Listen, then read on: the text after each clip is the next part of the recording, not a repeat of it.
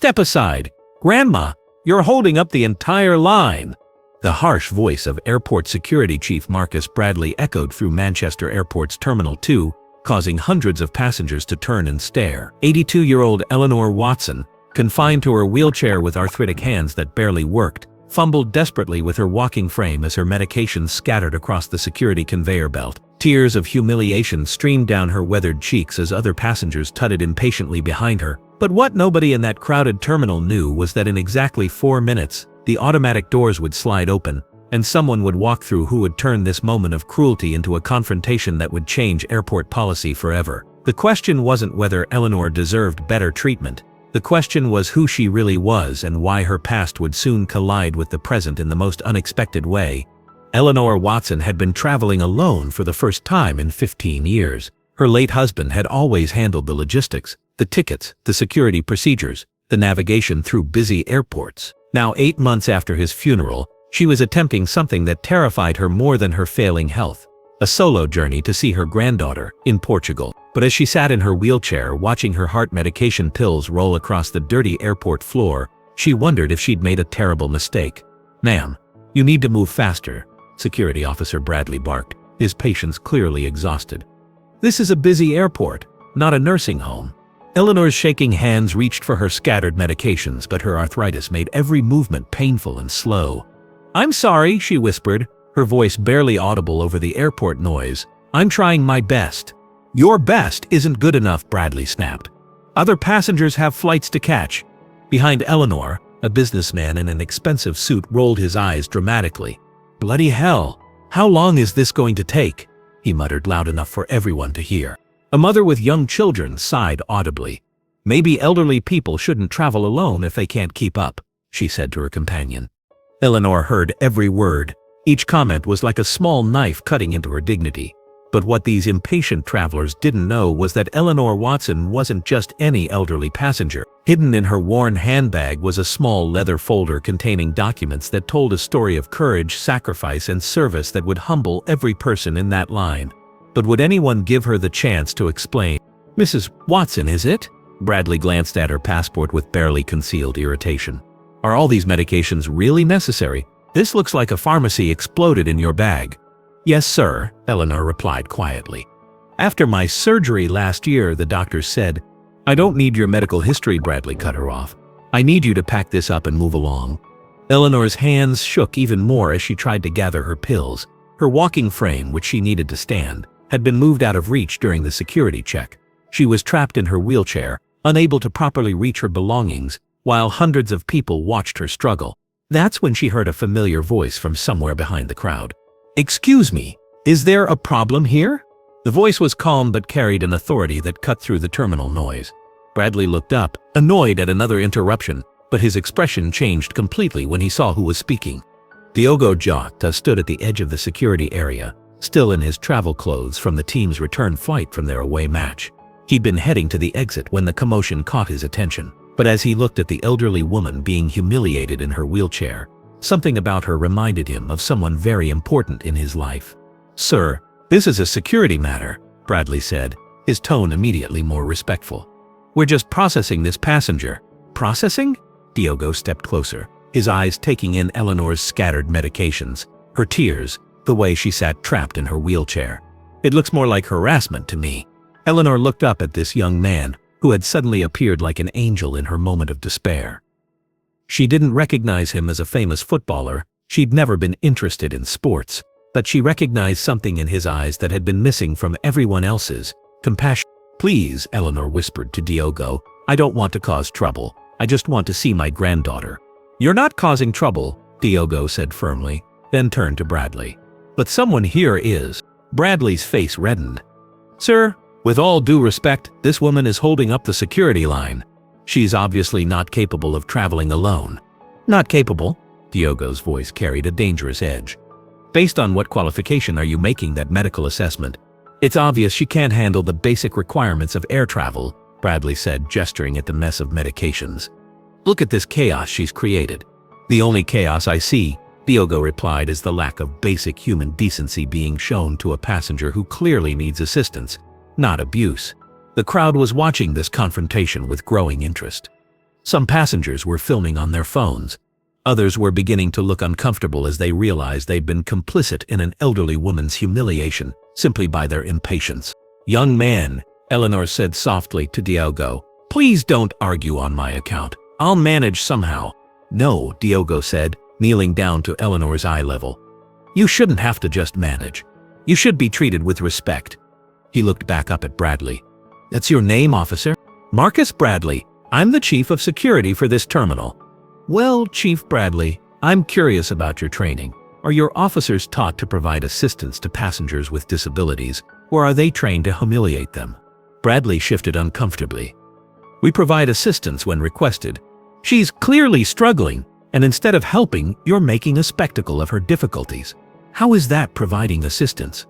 Eleanor watched this exchange with growing amazement. When was the last time someone had stood up for her? When was the last time someone had seen her as a person worthy of dignity rather than an inconvenience to be processed? "Sir," Bradley said, trying to regain control of the situation, "if you're not a ticketed passenger, I need to ask you to step back." Diogo smiled, but it wasn't a friendly expression. "Actually, I am a ticketed passenger. I was just collecting my luggage from the team's return flight." He paused, letting that information sink in. "But more importantly, I'm a human being who can't stand by and watch someone being treated like this." Bradley's eyes widened slightly. The team's return flight, that meant this was. "Now," Diogo continued, "are you going to help this woman properly, or do I need to speak to your supervisor?" "That won't be necessary," Bradley said quickly. "Of course we'll provide assistance." But Diogo wasn't finished. He'd noticed something about Eleanor that the others had missed. As he'd knelt beside her wheelchair, he'd seen a small pin on her cardigan lapel, a pin that told a story that would shock everyone in that terminal. "Mrs. Watson," Diogo said gently, "I notice your pin. Were you in the military?" Eleanor's hand instinctively went to the small medal on her sweater. "Oh, this old thing. Yes, dear. A long time ago." "What branch?" "Royal Air Force. I was a nurse during the Falklands conflict."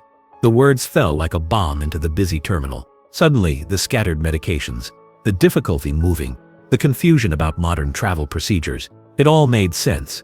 This wasn't just an elderly woman holding up a aim. This was a veteran who had served her country with honor. Bradley's face went white.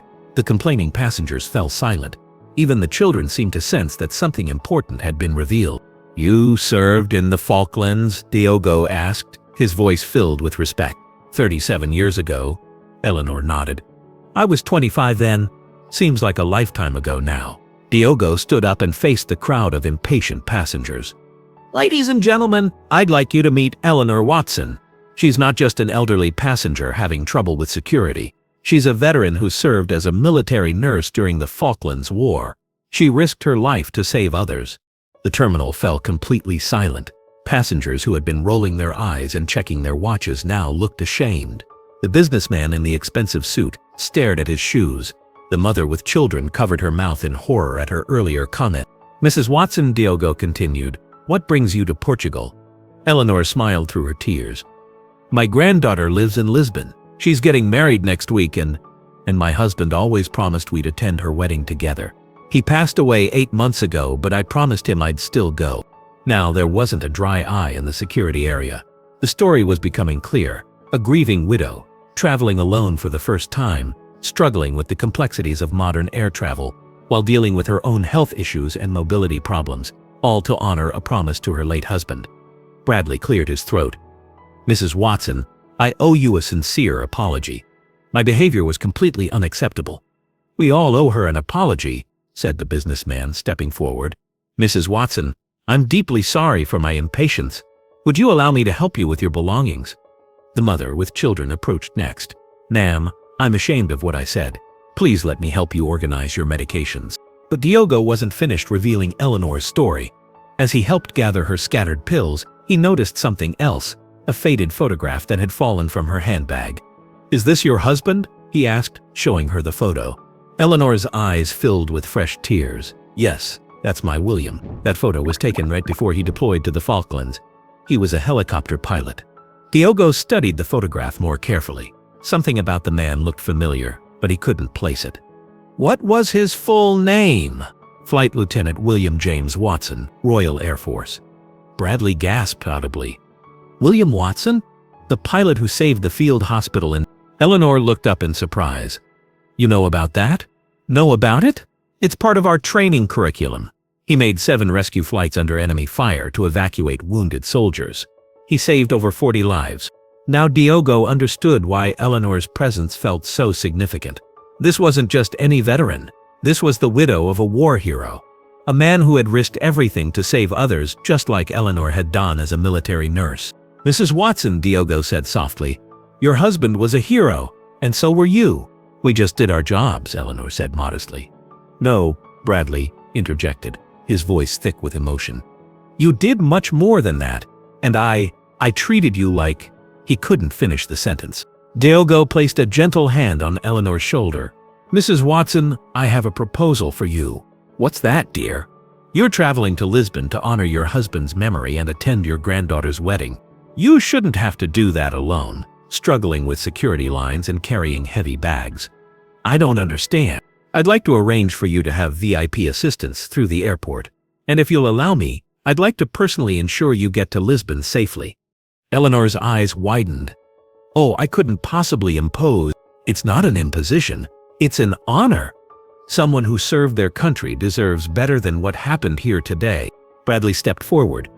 Mrs. Watson, I'd like to personally escort you through the rest of the security process, and I'll make sure our VIP services take care of you for the remainder of your journey. But I don't need VIP treatment, Eleanor protested. I'm just an ordinary person. No, Diogo said firmly. You're extraordinary, and it's time someone treated you that way. What happened next was remarkable.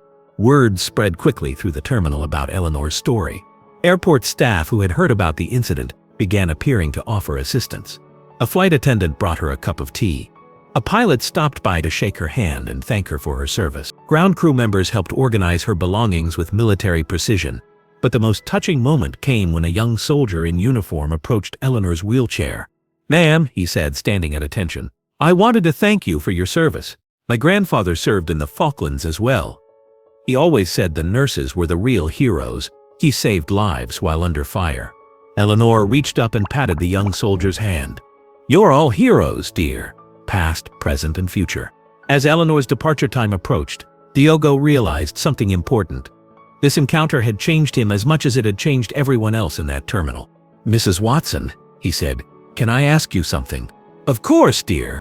How do you maintain such grace and kindness after everything you've been through? The war, losing your husband, dealing with people like... Well, like what happened today. Eleanor smiled. Oh, sweetheart. Life is too short to carry anger. My William always said that every person we meet is fighting some kind of battle we know nothing about. He said the least we can do is be kind. Those words hit Diogo like a revelation. Your husband sounds like he was a wise man. He was, and he taught me that real strength isn't about being tough or demanding respect. It's about giving respect even when you don't receive it. Bradley, who had been listening to this conversation, stepped forward. Mrs. Watson, I want you to know that what happened today is going to change how we train our security staff. Your experience and your grace in handling it has taught us all something important. What's that? Eleanor asked. That every passenger has a story. Every person deserves dignity, and that our job isn't just to maintain security, it's to serve people who have served others. Eleanor patted Bradley's arm. That's very kind of you to say, dear, but please don't be too hard on yourself. We all have bad days. The forgiveness in her voice was genuine, and it affected Bradley more than any reprimand could have. As Eleanor's flight was called for boarding, Diogo walked with her to the gate. True to his word, he had arranged for VIP assistance, and Eleanor was being treated like royalty, which in many ways she was. Mrs. Watson, Diogo said as they reached the boarding area, I want you to know that meeting you today has been an honor. You've reminded me what real courage looks like. Oh, nonsense, Eleanor laughed. You're the one who showed courage today. You stood up for a stranger when no one else would. I learned that from watching you. The way you maintained your dignity even when others were trying to take it away. That's the kind of strength I want to have. Eleanor squeezed Diogo's hand with her arthritic fingers. You already have it, dear. That's why you stopped to help. As Eleanor boarded her flight, assisted by staff who now treated her like the hero she was, Diogo reflected on the morning's events. He'd come to the airport simply to collect his luggage after a team trip. Instead, he'd been part of something much more important. The story spread quickly on social media. Videos of the confrontation and its resolution went viral, but not for the reasons many airport incidents did. This one went viral because it showed the power of standing up for others, the importance of treating everyone with dignity, and the incredible grace of a woman who had every reason to be bitter but chose kindness instead. Manchester Airport's management reached out to Eleanor personally to apologize and invite her to be their guest of honor at a ceremony recognizing veterans' contributions. They also implemented new training protocols for all staff, based on what they learned from their failure to properly assist her. But perhaps most importantly, Eleanor's story inspired thousands of people to look more carefully at the elderly, disabled, and vulnerable people in their own communities. Social media was flooded with stories of people helping seniors with technology, assisting disabled travelers, and simply showing patience and kindness to those who needed it most. Eleanor herself became something of a celebrity, though she found the attention embarrassing. "I just don't understand the fuss," she told reporters who interviewed her in Lisbon. "I've never done anything special." But Diogo, who stayed in touch with her, knew better. "Mrs. Watson," he told her during one of their phone calls, "you did something very special. You showed us all what dignity looks like under pressure." "How's that?" "You could have been angry. You could have demanded special treatment because of your service record. You could have made that young security officer's life miserable. Instead, you forgave him and helped him become a better person." "Well," Eleanor said, "anger is such a heavy thing to carry. I'm too old to waste energy on it." 6 months later, Eleanor attended the airport ceremony in her honor. She was accompanied by her granddaughter, who had flown from Portugal to be with her. The newlywed couple wanted to thank Diogo personally for helping Eleanor make it to the wedding. "She talks about you all the time," the granddaughter told Diogo. "She says you restored her faith in young people." "She restored my faith in people, period," Diogo replied. During the ceremony, Bradley publicly apologized again and announced the implementation of the Eleanor Watson Protocol, a new standard for assisting elderly and disabled passengers that would be adopted by airports across the UK. "Mrs. Watson taught us that every passenger is someone's hero," Bradley said. "Our job is to treat them accordingly." Eleanor, sitting in her wheelchair at the front of the crowd, seemed overwhelmed by the attention. When it was her turn to speak, she stood slowly with the help of her walking frame. "I want to thank everyone for this beautiful ceremony," she said, her voice still soft but carrying clearly through the terminal. "But I also want to remind you that there are Eleanor Watsons everywhere, in nursing homes, hospitals, grocery stores, and yes, in airports. They're all around us, and they all deserve the kindness that you've shown me today." She paused, looking around at the crowd of airport employees, passengers, and media representatives. "My William used to say that we're all just walking each other home in this life. Some of us need a little more help along the way, and that's okay. What matters is that we help each." The applause that followed wasn't polite ceremony applause. It was the kind of emotional response that comes from people who have been truly moved. After the ceremony, as Diogo was preparing to leave, Eleanor called him over. "I have something for you," she said, reaching into her handbag. She pulled out a small framed photograph, the same one that had fallen during the security incident months before. "Mrs. Watson, I can't take this. It's your photo of your husband." "I have many photos of William," she smiled. "But I want you to have this one because it reminds me of the day we met. The day you reminded me that there are still young people in this world who stand up for what's right." Diogo accepted the photograph with tears in his eyes. "Thank you. I'll treasure it. And I'll treasure the memory of the young man who saw an old woman in trouble and decided to help, even when it wasn't convenient." As they said their goodbyes, Eleanor had one final piece of wisdom to share. "You know, dear, I've lived through a war, raised children, lost the love of my life, and survived more medical procedures than I care to count. But the thing that keeps me going isn't the big dramatic moments. It's the small acts of kindness, like yours." "What do you mean?" "I mean that you standing up for me in that security line did more than just solve a problem. It reminded everyone watching that we have a choice in how we treat each other. And sometimes that reminder is exactly what the world needs." Today, the photograph sits on Diogo's dresser, next to his medals and trophies. But more importantly, Eleanor's lesson sits in his heart. Every time he sees someone struggling, someone being treated unfairly, someone who needs a voice, he remembers an 82-year-old veteran who taught him that real strength comes from lifting others up, not from standing above them. And in airports around the world, the Eleanor Watson Protocol continues to ensure that elderly and disabled passengers receive the assistance and dignity they deserve. Because sometimes it takes just one person standing up and saying, "This isn't right," to change how we all treat each other. Eleanor Watson thought she was just trying to catch a flight to her granddaughter's wedding. Instead, she ended up teaching the world about grace, forgiveness, and the power of maintaining dignity in the face of adversity. And Diogo Jota thought he was just picking up his luggage after a team trip. Instead, he learned that the most important victories happen when we choose to be champions for others, especially when they can't champion themselves. In the end, they both learned that kindness is contagious, respect is a choice, and that every person we meet is carrying a story that deserves to be honored. My friends, this story is about so much more than an airport incident. It's about how we treat the most vulnerable members of our society, the elderly, the disabled, those who move a little slower, speak a little differently, or need a little more help than the rest of us. Eleanor Watson's experience happens every single day in airports, stores, hospitals, and public spaces around the world. Elderly people are dismissed as inconveniences. Disabled individuals are treated as problems to be managed rather than people to be served. Veterans who sacrificed for their countries are ignored because their service isn't visible on the surface. How many times have we been in that security line, tapping our feet impatiently while someone ahead of us struggles?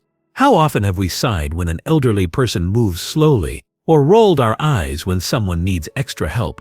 Eleanor's story reminds us that every person has a history, a story, a reason for being exactly where they are.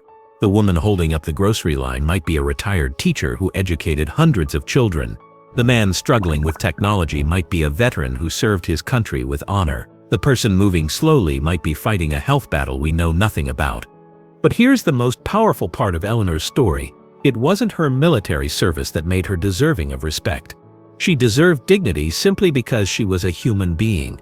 Her service record made the bystanders feel ashamed, but she would have been worthy of kindness even without it. The lesson isn't that we should only be patient with heroes.